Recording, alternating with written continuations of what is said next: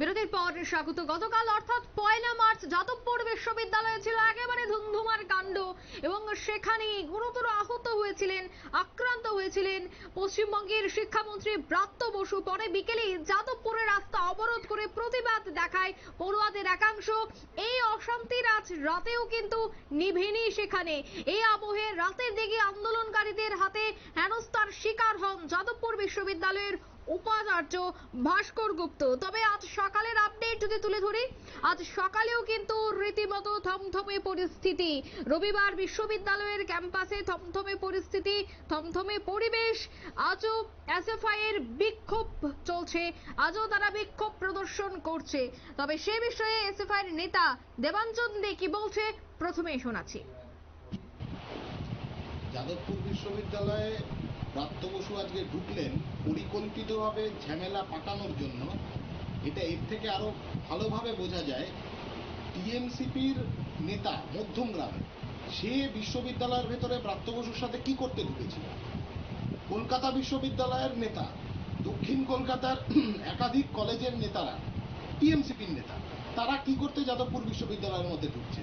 তাহলে কি বহিরাগতদেরকে ক্যাম্পাসের ভেতর ঢুকিয়ে যে গুড় বাতাসার গল্প কুণাল ঘোষ ভাবছে এখন, সেই গুড় বাতাসার কোন রকম পরিকল্পনা ব্রাত্য বসু করেছিলেন? ক্রিমিনাল মাইন্ডেড, গাড়ি চাপা দিয়ে ছাত্রকে খুন করবার চেষ্টা আসলে এই ক্রিমিনাল মাইন্ডেরই বহিঃপ্রকাশ। আপনারা শুনলেন এসএফআই নেতা দেবাঞ্জন দের বক্তব্য এবং তিনি যে অভিযোগটা করলেন তা হচ্ছে পশ্চিমবঙ্গের শিক্ষামন্ত্রী ব্রাত্য বসু তিনি হঠাৎই এসে ঝামেলা পাকিয়েছেন এবং নিজেই সব চুম্মা নিয়ে নিয়েছেন। সে অভিযোগটাই কিন্তু করলেন এসএফআই নেতা দেবাঞ্জন দে। আমি সেই বিষয়ে আরো বিস্তারিত জানবো। এই মুহূর্তে নিউজ রুম থেকে যুক্ত হয়ে গেছে রাজীব দত্ত। রাজীব, ঠিক কি জানতে পারছো? বর্তমানে আজ যেহেতু রবিবার ছুটির দিন, কিন্তু রবিবারেও কলেজ চত্বরে এই মুহূর্তে কি পরিবেশ রয়েছে, কি জানতে পারছো? দেখো, প্রথমেই বলি যে আজও কিন্তু ক্যাম্পাসে বিক্ষোভ চলছে। গতকাল সারা রাতই কিন্তু বিক্ষোভ হয়েছে। জানো যে ঘটনা যে ঘটেছে গতকাল, যে ব্রাত্য বসুর গাড়ি ঘিরে বিক্ষোভ দেখানো এবং সেই গাড়ি অভিযোগ করা হয়েছে ছাত্র ফেডারেশনের পক্ষ থেকে যে ব্রাত্য বসুর গাড়ির সামনে যখন তারা বিক্ষোভ দেখাচ্ছিলেন, শান্তিপূর্ণ বিক্ষোভ দেখাচ্ছিলেন, সেই সময় নাকি মন্ত্রীর গাড়ি চাপা দিয়ে দিয়েছে একজনকে, এমন অভিযোগ কিন্তু করা হয়েছে। এবং যে ছাত্রটি, একজন ছাত্র আহত হয়েছে, মানে বেশ কয়েকজন আহত হয়েছে, তার মধ্যে একজন সিরিয়াসলি আহত হয়েছেন এবং তাকে আমরা দেখেছি যে রক্তাক্ত অবস্থা, গাড়ির নিচেই সে পড়েছিল এবং তাকে কেপিসি মেডিকেল কলেজে তার ট্রিটমেন্ট চলছে। আজকে যে এখনো পর্যন্ত তার অবস্থা যে খুব একটা ভালো সেটা বলবো না, আঘাত কিন্তু গুরুতর। কিন্তু যেটা এখনো যে জানা যাচ্ছে যে এই ঘটনার রেশ কিন্তু এখনো চলছে। ইতিমধ্যেই যাদবপুর থানায় 5টি এফআইআর করা হয়েছে, অভিযোগ দায়ের করা হয়েছে। 3টি হয়েছে তৃণমূলের যে অধ্যাপক সংগঠন ওয়েব কুপার তরফ থেকে, আর 2টি হয়েছে বামপন্থী ছাত্র সংগঠনের তরফ থেকে।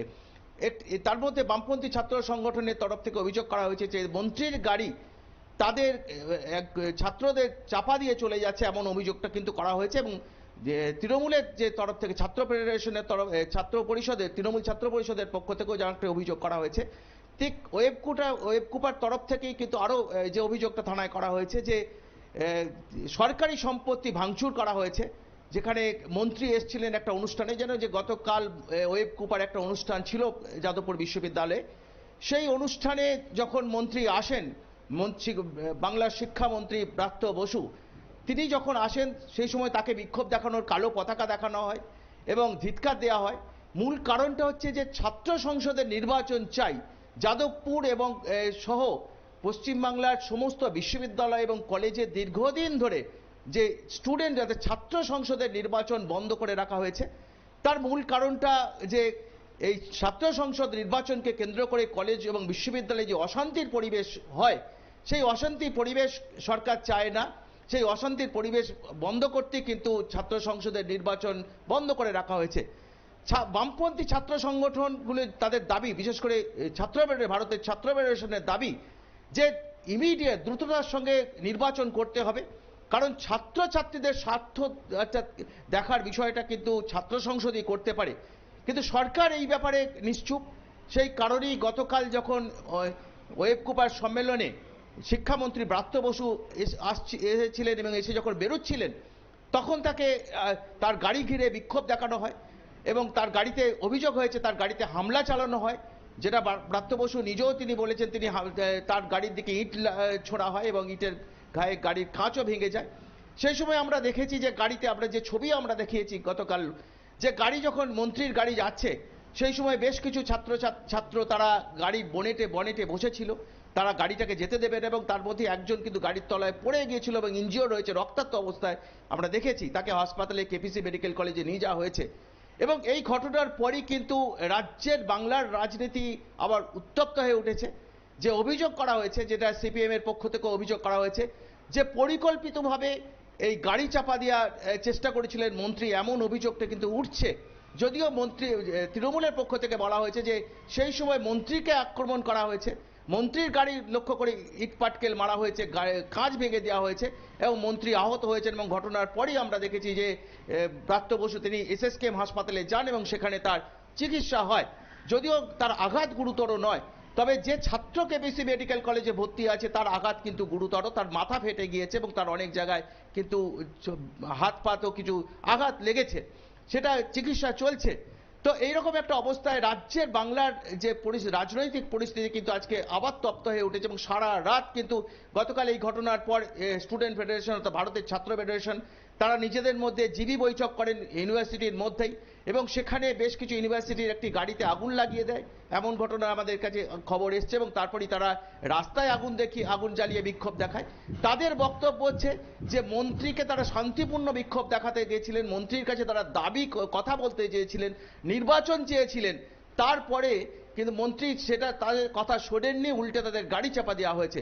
ঠিক একই ঘটনা ঘটেছিল যখন তোমার বাবুল সুপ্রিয় কেন্দ্রীয় মন্ত্রী ছিলেন, যখন বিজেপি মন্ত্রী ছিলেন তখন তিনি একটি অনুষ্ঠানে এই যাদবপুর বিশ্ববিদ্যালয়ে এসেছিল, তখন কিন্তু এই তৃণমূলের ছাত্র সংগঠন ছাত্র পরিষদ তৃণমূল ছাত্র তারাও কিন্তু বাবুল সুপ্রিয়কে এইভাবে আক্রমণ করেছিল।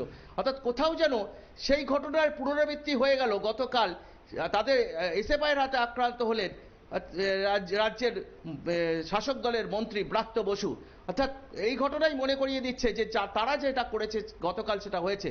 তবে যে ঘটনা যাদবপুর বিশ্ববিদ্যালয়ে সেটা কিন্তু অত্যন্ত উদ্বেগজনক ঘটনা এবং যার ফলে কিন্তু আজকে যেমন আলাদাভাবে সিপিআইএম এর ঘটনার প্রতিবাদে মিছিল করছে, এসএফআই মিছিল করছে, তেমনি তৃণমূল কংগ্রেস তারাও মিছিল রেখেছে এবং পরস্পরের বিরুদ্ধে বক্তব্য যে পরিকল্পিতভাবে, যেমন এসএফআই বলছে সিপিএম বলছে পরিকল্পিতভাবে এই ঘটনা ঘটানো হয়েছে, ঠিক একইভাবে তৃণমূলও বলছে যে পরিকল্পিতভাবে এই ঘটনা ঘটানো হয়েছে, মন্ত্রীকে হেনস্থা করা হয়েছে এবং মন্ত্রীর উপর গাড়িতে ইটপাটকে মারা হয়েছে।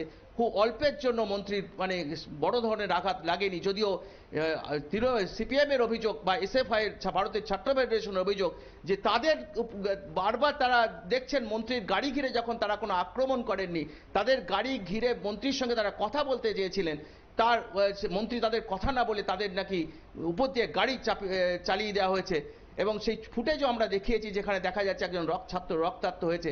অর্থাৎ যাদবপুরকে কেন্দ্র করে বাংলার রাজনীতি আবার উত্তপ্ত হয়ে উঠেছে। অঙ্কিতা, ধন্যবাদ তোমাকে।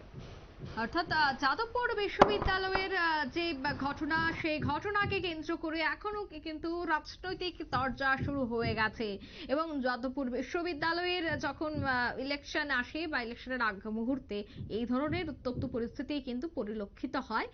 এই সময় তার কোনো ব্যতিক্রম হয়নি।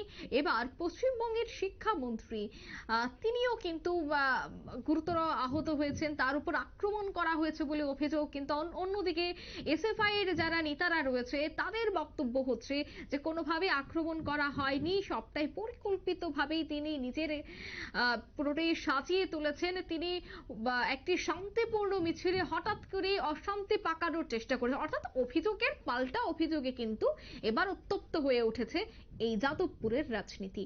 নিয়ে নিচ্ছে এই মুহূর্তে ছোট্ট একটি বিজ্ঞাপন বিরতি, সঙ্গে থাকুন।